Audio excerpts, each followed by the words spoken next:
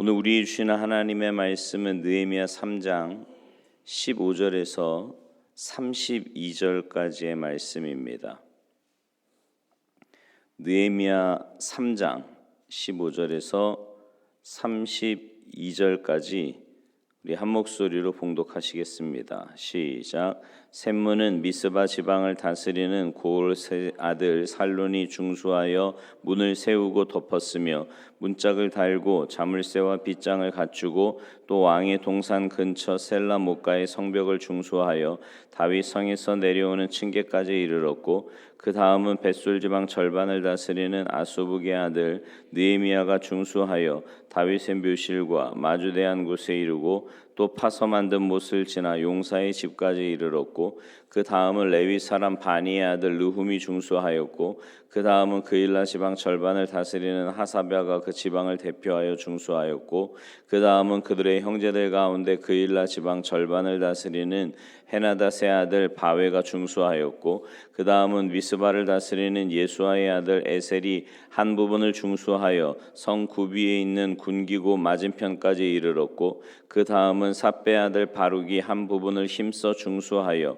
성 구비에서부터 대제사장 엘리야십의 집 문에 이르렀고 그 다음은 학고스의 손자 우리아의 아들 무레못이 한 부분을 중수하여 엘리야십의 집 문에서부터 엘리야십의 집 모퉁이에 이르렀고 그 다음은 평지에 사는 제사장들이 중수하였고 그 다음은 베냐민과 핫술이 자기 집 맞은편 부분을 중수하였고 그 다음은 아나냐의 손자 마아세아의 아들 아사랴가 자기 집에서 가까운 부분을 중수하였고 그 다음은 헤나닷의 아들 빈누이가 한 부분을 중수하되 아사랴의 집에서부터 성 구비를 지나 성 모퉁이에 이르렀고 우세의 아들 발랄은 성 구비 맞은편과 왕의 윗궁에서 내민 망대 맞은편 곧 시위청에서 가까운 부분을 중수하였고 그 다음은 바로스의 아들 부다야가 중수하였고 그때 느디님 사람은 오벨에 거주하여 동쪽 수문과 마주대한 곳에서부터 내민 망대까지 이르렀느니라.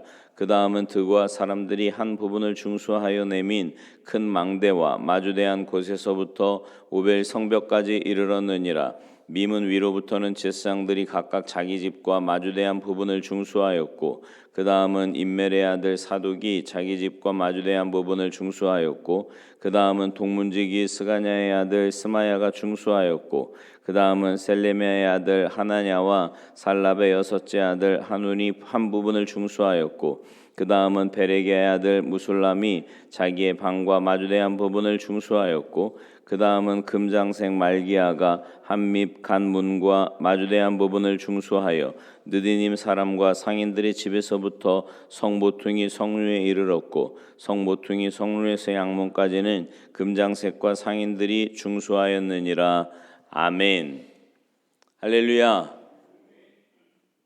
오늘 본문 20절 이하에 등장하는 명단은요, 예루살렘 성벽 중에서 마지막 남은 동쪽 성벽을 재건한 사람들의 이름이 쭉 등장을 합니다.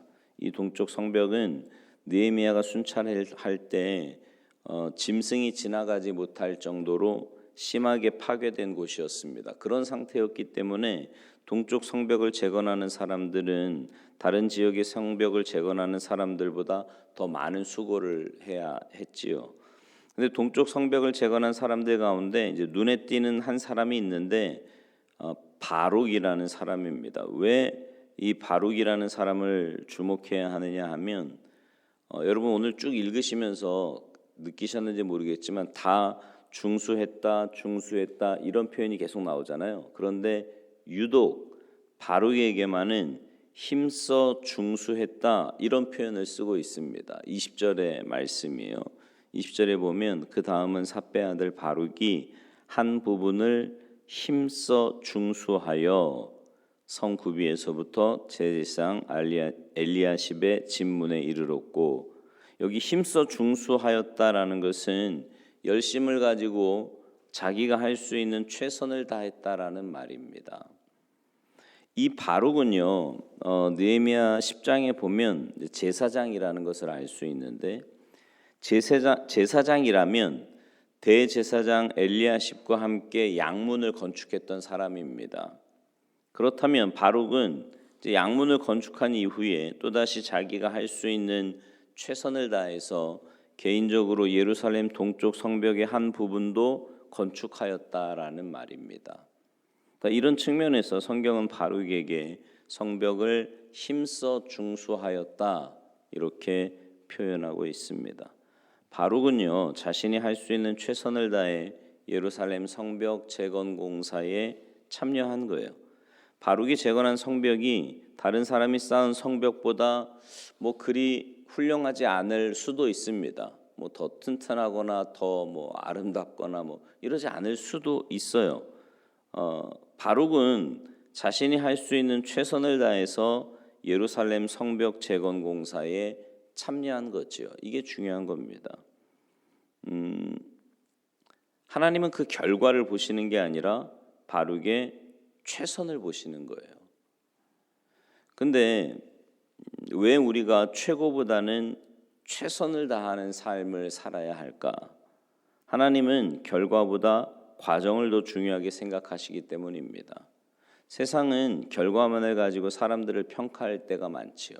결과만 좋으면 과정이 어떻게 됐든 상관없다는 생각이 팽배해져 있습니다. 그래서 좋은 결과를 가진 사람만 칭찬을 받고 우대를 받는 그런 세상이 되어 버렸지요. 그러다 보니까 무슨 거짓말을 하든 속임수를 쓰든 그저 원하는 것을 이루면 된다는 그런 생각들을 많이 가지고 있습니다. 하지만 하나님께서는 결과보다 과정을 중요하게 여기십니다. 결과가 아무리 좋다고 해도 그 과정이 하나님 보시기에 합당하지 않다면 그거는 하나님과는 상관없는 게 되는 거죠. 그러나 결과는 비록 좋지 않다고 하더라도 그 과정에 최선을 다했다면 하나님께서 기뻐하시는 거예요. 바룩은요 얼마든지 제사장 집안으로 양문만을 건축하고 그만둘 수 있었어요. 그렇다고 해서 안 하는 게 아니잖아요. 제사장들이 담당했던 그 부분에 대해서 하면 되는 거라고요. 근데 그는 마지막 남은 동쪽 성벽을 건축하는데 남은 힘을 보탠 거지요. 이런 모습을 기뻐하시는 겁니다. 마태복음 25장에 보면 달란트 비유, 우리가 잘 아는 비유가 나옵니다. 2달란트 받은 자와 5달란트 받은 자는 각각 2달란트와 5달란트를 남겨서 주인이 돌아왔을 때 착하고 충성된 종이라고 칭찬을 받았습니다. 만약에요 하나님이 결과만을 중요하게 여기시는 분이라면 5달란트 남긴 사람을 더 많이 칭찬하셨겠죠. 야, 너 5달란트씩이나 남겼냐. 근데 2달란트 남긴 사람도 동일한 칭찬을 받았거든요. 왜냐하면 그 과정에서 충성스럽게 감당하고 그래서 그 2달란트를 남겼기에 하나님께 그런 칭찬을 주인에게 그런 칭찬을 받은 거죠. 하지만 1달란트 맡은 자는 악하고 게으른 종이라는 책망을 받고 있는 것까지도 다 빼앗겨 버립니다. 왜 1달란트 받은 자가 주인에게 악하고 게으른 종이라는 책망을 받았습니까? 주인이 맡긴 1달란트로 아무것도 하지 않아요. 그냥 땅에 감추어 둡니다. 최선을 다하지 않은 거죠. 왜 주인이 그 종에게 1달란트를 맡겼을까요? 주인이 그 종이 1달란트 정도 감당할 수 있는 종이라고 판단했기 때문이에요. 주인이 1달란트를 맡기면서 그 종에게 기대했던 것은 그 1달란트로 최선을 다하기를 원하였던 겁니다. 하지만 그 종은 그 달란트를 땅에다 감추어 두었고 주인에게 책망을 받게 됩니다. 만약에 그 1달란트 받은 자가 최선을 다해서 1달란트를 남겼다면 동일한 칭찬을 받았겠지요. 우리는요 모두 하나님의 백성들이지만 하나님께서 각자에게 주신 달란트가 분명히 다릅니다. 달라요. 그러니까 달란트가 다르다면 다른 사람이 가진 달란트와 자꾸 비교할 거 없어요. 그러니까 이제 그런 분들이 있거든요. 자기에게 주어진 달란트가 있어요. 근데 자꾸 남의 거 보고 흉내 내려고 하는 사람들이 있거든요. 그거 할 수도 없고요. 여러분 생각해 보세요. 이 사람에게 주어진 달란트가 이런 게 있고 내게 주어진 달란트가 이런 게 있으면 나는 그냥 내게 주어진 달란트대로 최선을 다하면 돼요. 그럼 하나님이 그 모습을 보고 잘했다고 칭찬하실 겁니다. 근데 자꾸만 다른 사람의 달란트를 보고 부러워하면서 그거 흉내내려고 하면 이거 뭐 이것도 저것도 아닌 게 되는 거죠. 하나님께서는 우리에게 가정과 직장과 사회와 교회 가운데 맡겨주신 직책이 있습니다. 그 일에 우리는 최선을 다해야 합니다. 부모는 부모로서, 자녀는 자녀로서 최선을 다해야 되고요. 상사는 상사로, 부하 직원은 부하 직원으로서 최선을 다해야 합니다. 교회에서도 맡겨주신 직분 따라 최선을 다하면 돼요. 고린도전서 4장 2절에 보면 맡은 자들에게 구할 것은 충성이라고 말씀하지 않았습니까? 우리는 하나님께서 맡겨주신 대로 최선을 다할 때 칭찬받을 수 있는 겁니다. 반대로 하나님께서 맡겨주신 것에 대해 최선을 다하지 않으면 책망을 받을 수밖에 없지요. 근데 여러분 가만히 생각해 보면 우리가 최선을 다해야 한다는 말을 들으면 좀 막연한 느낌이 들지 않습니까? 내 최선은 어디까지인지 스스로도 모를 때가 있기 때문입니다. 그러므로 최선을 다하기 위해 우리가 해야 될 일이 몇 가지가 있는데, 먼저는 좀 분명한 목표가 있어야 합니다. 분명한 목표를 정하지 않고서는 내가 최선을 다했는지 안 했는지 알 수가 없지요. 내가 할 수 있는 목표를 정하고 그것을 이루기 위해 애쓰고 힘써야 하는 겁니다. 또 하나는 하고 싶은 일이 아니라 해야 할 일을 선택해야 합니다. 물론 하고 싶은 일도 때로는 할 수 있지요. 뭐 해도 나쁘지 않습니다. 하지만 하고 싶은 일만 해서는 최선을 다하는 삶을 살기가 쉽지 않습니다. 몰입의 즐거움이라는 책의 저자 미하이 칙센트에 따르면 인간의 일상은 생산, 유지, 여가라는 세 가지 형태로 분류될 수 있는데, 생산은 말 그대로 근무, 공부 등 새로운 에너지를 만드는 걸 말하고요. 유지는 식사, 목욕, 운전, 가사노동 등 기본적인 삶을 영위하는 것을 의미하고요. 마지막으로 여가는 취미 활동이나 휴식 등 재충전을 위한 활동을 말합니다. 근데 이 칙센트 미아의 말에 의하면 문제는 일반적으로 사람들이 생산과 유지 활동에 쓰고 남은 시간을 여가 시간으로 사용해야 되는데, 여가 시간에 오히려 많은 시간을 쏟는 사람들이 많다는 거죠. 분명 생산과 유지를 위해서 재충전의 시간인 여유의 시간이 필요하지만 많은 사람들이 여유의 시간을 그저 시간을 때우거나 허비하는 것으로 그치는 경우가 많다는 겁니다. 분명히 재충전을 위해 여가라는 시간이 필요하지만 여가라는 이름으로 많은 시간을 그냥 허비한다면 최선을 다하는 삶을 살 수가 없는 거지요. 해야 할 일 뒤로 하고 싶은 일만 하고서는 최선을 다하는 삶을 살 수 없다는 말입니다. 하나님께서 우리에게 원하시는 것은 최고가 아니라 최선입니다. 그러므로 다른 사람과 자꾸 비교할 필요 없습니다. 나에게 주어진 그 인생의 레이스 가운데 최선을 다해 달려가기만 하면 되는 거예요. 그러니까 자꾸만 옆에 볼 거 없고요. 우리는 앞을 보고 위를 보면서 사는 사람들입니다.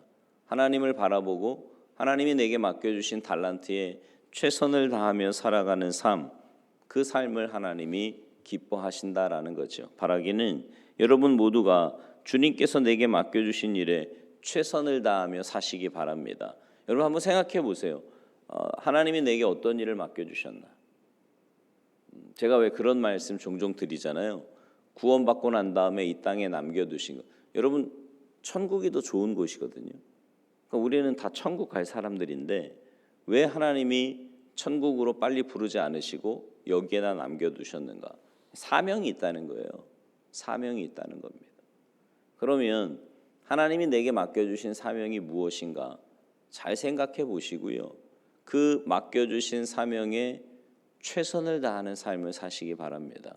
세상 사람들처럼 죽지 못해 사는 인생이 아닙니다. 우리는 하나님이 우리에게 맡겨주신 이 귀한 인생에 하루하루 최선을 다하며 살아갈 때 여러분의 그런 삶을 통해 하나님의 뜻이 세워지고 하나님의 나라가 확장이 되고 또 많은 사람들이 주님 앞으로 돌아오는 놀라운 구원의 역사도 있게 될 거예요. 바라기는 오늘 한날의 삶도 하나님께서 여러분에게 맡겨주신 일에 최선을 다해서 충성스럽게 사시는 복된 한날의 삶이 되시기를 주님의 이름으로 축원합니다. 기도하시겠습니다. 하나님, 우리를 구원하여 주시고 또 이 땅에 남겨두셔서 여러 가지 일들을 감당케 하시니 감사를 드립니다. 세상에서는 좋은 결과를 가져야만 마치 좋은 일을 한 것처럼 그렇게 평가하지만 하나님은 분명히 우리의 삶에서 최선을 다하며 주님 맡겨주신 그 일들을 주님께 하듯 할 때 하나님은 충성된 종이라고 칭찬하시며 우리의 삶을 복된 길로 인도해 주심을 분명히 믿습니다.